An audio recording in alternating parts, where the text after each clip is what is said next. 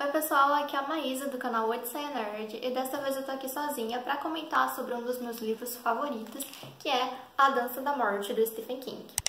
Publicado originalmente em 1978, ele é um baita calhamaço, o livro mais grosso do autor e muito bom. Bom, lá em 1978, então, os editores, junto com o Steve, resolveu fazer uma versão reduzida do que o manuscrito dele, porque senão os custos ficariam muito altos e, enfim, as pessoas não iriam querer comprar um livro tão caro com tantas páginas. E aí só tivemos o privilégio de ter a versão total, né, original, expandida em 1990. E é dessa edição que a gente vai falar aqui hoje. Trazido aqui para o Brasil pela editora Suma de Letras e traduzido pelo Gilson Soares, esse é um suspense, meio terror psicológico que infelizmente se assemelha muito com a situação atual que estamos vivendo. Isso porque a história é sobre uma super gripe que infecta todos os Estados Unidos e mata 99% de sua população. Não só os humanos, mas também cachorros sofrem com isso e outros animais, acho que cavalos também. E aqui fala que o vírus afeta os homens e os melhores amigos dos homens, e é por isso que os gatos continuam super vivos. Brincadeirinha, tá no livro, tá, gente? Bom, então aqui a gente tem esse cenário cruel e triste, né, que todo mundo tá perdido, enfim. E desde o começo, então, a gente começa acompanhando o primeiro cara que pega o vírus e depois vai com a família dele, já contamina a família sem saber. Depois, enfim, eles vão pro posto e infectam todo mundo que tá no posto. E assim vai, né? Então, a gente tem a perspectiva desde o começo até realmente o fim. E o 1% restante da população que não se contaminou, que não morreu com a super gripe, eles têm que lidar com isso, né? Lidar com o luto de perder seus familiares, seus amigos, enfim, quase todo mundo que conhece. E também se reorganizar, pensar, tá, e agora? O que a gente vai fazer? Então, nesse livro a gente acompanha a perspectiva de vários personagens. A gente tem o Stu, a Fran, o Nick, o Tom, o Larry, vários personagens. E assim, a escrita do King é muito fenomenal, né? Tanto nesse livro, enfim, quanto em outros, mas nesse livro, meu Deus do céu. Então não fica confuso, eu consegui acompanhar direitinho todos os personagens, gostei mais de um do que outros. A Fran é uma das minhas favoritas e ela é uma personagem bem polêmica, tem gente que odeia ela, né, Chico, Silmara, mas enfim, eu gostei muito dela porque eu acho que realmente não seria fácil você viver, né, nesse momento e ela, enfim, estava grávida, o pai do filho dela morreu, a família toda dela morreu e ela nem sabia se o próprio bebê dela iria sobreviver porque não dava pra eles saberem quem era imune ou não ao vírus. Então, tipo assim, ela tava um turbilhão na cabeça da moça, né? Então eu me simpatizo com ela, eu entendo todas as emoções fortes que ela viveu, enfim. Mas bem, falei tudo isso pra querer dizer o quê? Que os personagens são super envolventes, inclusive o Kojak, um dos poucos cachorros que sobreviveram, meu Deus do céu. Que cachorro maravilhoso, sério. Também temos o Glenn Bateman, que é um dos meus personagens favoritos na história, que ele é um sociólogo super inteligente e começa a fazer questionamentos e teorias sobre como que a sociedade, esse resto de sociedade iria reagir com tudo isso, né? E ele é maravilhoso. A Dinah é uma personagem feminina muito forte. Ela não era uma das principais, mas é uma que arrasou demais. Bom, então ok. O vírus, que foi carinhosamente apelidado Capitão Viajante por algumas pessoas lá, ele assolou, né, matou quem tinha que matar. E o restante da população, o 1%, eles ficaram assim, várias pessoas ficaram sozinhas nas cidades em que elas moravam, todo o resto tinha morrido. Então, ou então só mais uma ou duas pessoas na mesma cidade. Então elas estavam muito necessitadas de companhia, porque ali, lendo esse livro, que a gente percebe realmente o que é importante. Porque eles podiam pegar o que eles quisessem, não tinha mais dono de loja, então se eles quisessem pegar celular, notebook, TV, o que eles quisessem estava à vontade, né? Não tinha mais dono. Sobrava muito produto e tinha pouca gente para usar deles.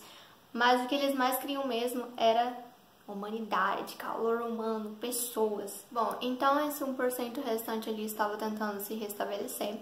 E o sociólogo Glenn Bateman falou, né, que agora eles precisavam se reestruturar, fazer um novo Estados Unidos, colocar tudo em ordem novamente, porque acima de tudo o mais importante é organização, Estado, estrutura. E às vezes a gente não se pega pensando muito nisso, mas realmente é muito importante. Porque até ele disse, as pessoas eventualmente vão começar a se perguntar e a pensar assim, poxa, o presidente não está mais vivo, não tem quase mais juízes vivos, não tem ninguém mais para julgar os crimes aqui. Então seria tipo um país sem lei, sem nada. Isso não poderia acontecer. Tanto que até uma das falas do Glenn é exatamente assim. Primeiro, recriar os Estados Unidos. Uma versão pequena, por meios honestos e desonestos. Organização e governo antes de mais nada. Então algumas pessoas vão se juntando ali para tentar se restabelecer, mas a história não é só sobre isso. Também temos um pouco de, não sei bem se é fantasia, um pouco de fantasia talvez sim. Por quê? Porque a gente tem duas entidades. A gente tem meio que o lado do bem e o lado do mal. Então, além das pessoas terem que se recuperar e passar por tudo isso do vírus, elas ainda vão ser influenciadas por forças do bem e por forças do mal. A entidade liderando o bem, digamos assim, é a Mãe Abigail, que é uma senhora bem velha, muito religiosa e que ela estava ali para auxiliar as pessoas do lado dela. E a entidade que liderava o lado do mal seria o Randall Flagg, o famoso vilão do King, que também aparece em outras obras dele. E que assim, falando sério, gente, tudo bem lá que ele podia ser o amigo lá do Satanás, podia ser o fodão, mas eu não achei assim, sabe? Ele podia usar lá as botas de cowboy dele, mas eu não achava ele tão grande coisa assim, não. Eu nunca achei ele uau, que fodão, sabe? Mas na história ele consegue fazer muita maldade, sim. Mas bom, então a gente tem esses dois lados. E vocês sabem bem que nós, seres humanos, somos seres complexos. Então não é assim tão fácil classificar nós como, aquela pessoa ali, boa ou ruim? Boa. E aquela lá? Aquela lá é ruim. Não é tão simples assim. Então, todos nós temos lados bons e lados obscuros dentro de nós. E é mostrado isso no livro muito claramente. Mas o ponto ali é que, claramente, tudo que a gente já passou na vida, então, todo o nosso passado, tudo que a gente já viveu, tem uma influência em nós. Então, por exemplo, teve personagens lá que passaram por coisas terríveis, que por promessas ali, persuasões do Randall Flagg, eles acabaram indo pro lado do Randall. Só que teve personagens que, apesar de todas as dificuldades que passaram e todo, enfim, o passado terrível, eles tinham na consciência o que eles deveriam fazer, o que era realmente certo. E, por sua ética e moral, passaram por cima dessas influências e conseguiram ir pro lado do bem. E isso é o que talvez tenha diferenciado na história os vilões dos mocinhos. Bom, então aí nessa divisão, o pessoal que foi com o Randall Flagg foi para outro lugar, né, mais pro oeste, e eles estavam querendo realmente formar tipo uma fortaleza, assim, estavam treinando para serem soldados e tal.